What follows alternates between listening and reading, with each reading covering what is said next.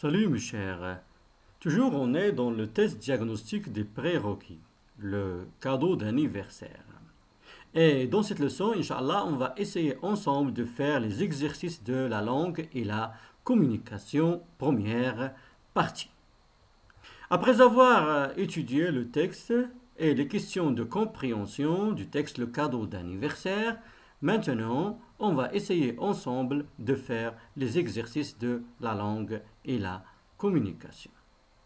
Commençons par la première phrase. Le père veut offrir un jouet à sa fille. Que veut dire cette phrase? Le père veut offrir un jouet à sa fille. Que veut dire cette phrase? Est-ce que il veut donner un jouet à sa fille? Il veut prêter un jouet à sa fille? Ou bien il veut vendre un jouet à sa fille? Et je vous rappelle, mes chers, avant de commencer, s'il vous plaît, prenez un stylo et un cahier parce que vous allez faire avec moi les exercices et au fur et à mesure. Et aussi, vous pouvez arrêter la vidéo et faire l'exercice après, voir la correction. Alors, j'espère, mes chers, que vous avez retenu la bonne réponse. Alors, la bonne réponse est le père veut offrir un jouet à sa fille. Ça veut dire, il veut donner un jouet à sa fille. Passons maintenant à la question suivante. Relié par une flèche, chaque élément de la colonne A a son contraire dans la colonne P. On va relier chaque élément de la colonne A au contraire, à son contraire dans la colonne P. On a acheté, on a l'intérieur, sortir, avant, derrière. Dans la colonne P, on a entrée, après, vendre, devant, l'extérieur. Alors j'espère mes chers que vous avez retenu votre réponse. On va corriger maintenant ensemble. On a acheté. Le contraire c'est vendre. L'intérieur. Le contraire c'est l'extérieur. Sortir. Le contraire c'est entrer. Avant. Après. Derrière. Devant. Et j'espère, mes chers, que vous corrigez au fur et à mesure. Passons maintenant à la question 8. Utilise le suffixe able, mon, if pour former d'autres mots. On va utiliser le suffixe able, mon, if. Douce. Attention. Accepter. Alors, on va utiliser des suffixes. On va les ajouter à ces mots. Mais il faut choisir le suffixe adéquat. Alors j'espère que vous avez fini. Passons maintenant à la correction. Douce, on a doucement. Attention, attentif. Accepter, acceptable. Maintenant, la question suivante. Complète par son, c'est, ça. Ça veut dire les adjectifs possessifs. Un, article indéfini. Le, article défini. On a père et fille entrent dans une boutique pour acheter jouets. Alors, je vous rappelle, on a père et fille entre dans une boutique pour acheter jouets.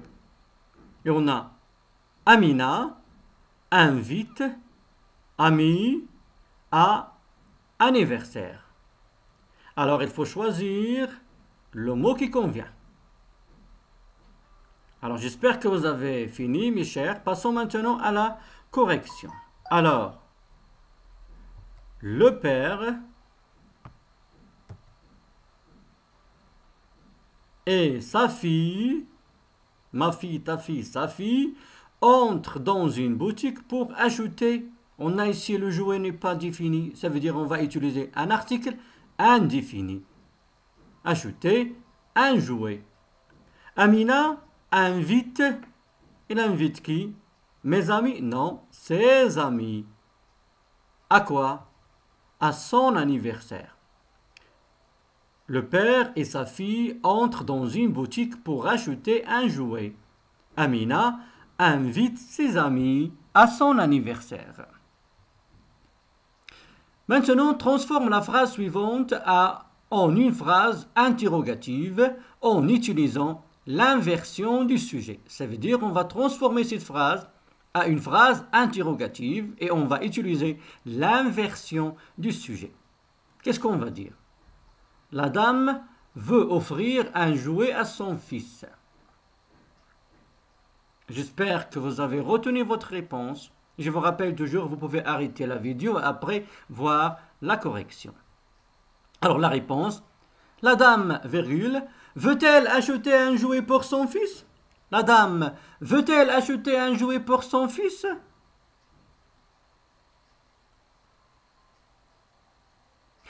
Maintenant, on va transformer cette phrase à une phrase interrogative, mais sans inversion de sujet. Ça veut dire l'être moyen possible, mais sans inversion de sujet.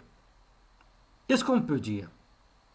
Oui, on peut dire tout simplement, la dame veut acheter un jouet pour son fils?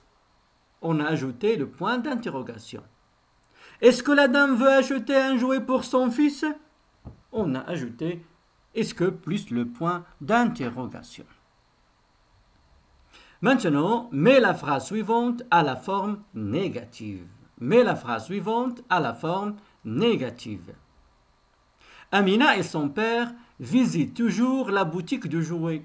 Amina et son père visitent toujours la boutique de jouets. Et faites attention, on a ici toujours, ça veut dire les choses se répètent. Ça veut dire qu'il faut penser au contraire de toujours. Qu'est-ce qu'on va dire?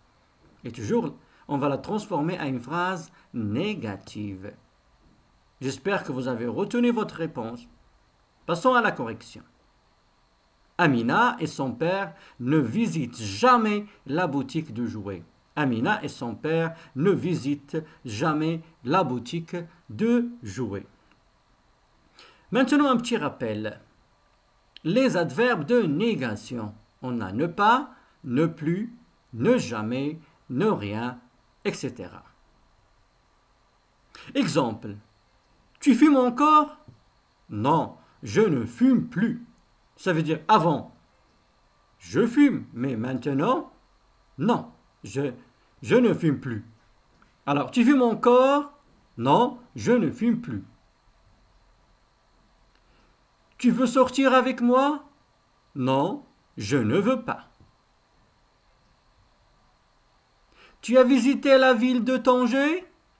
Non, je ne l'ai jamais visitée. Ça veut dire aucune fois. J'espère, mes chers, maintenant que vous avez compris tout d'abord les adverbes de négation et que vous pouvez les utiliser pour former des phrases négatives. Maintenant, complète avec celui, celle, ce. Celui, celle, ce. Ils sont des pronoms démonstratifs. Alors, commençons par la première phrase. Cette salle est petite. La est grande. Cette salle est petite. La est grande. Qu'est-ce qu'on va dire? J'espère que vous avez retenu votre réponse. Et on a la salle est féminin. Alors, celle-là est grande.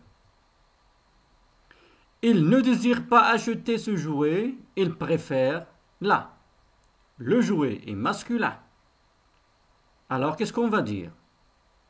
Oui, il préfère celui-là.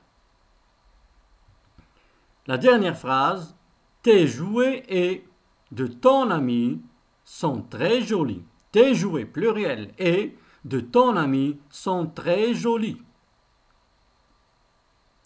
Oui, alors tes jouets et ceux de ton ami sont très jolis.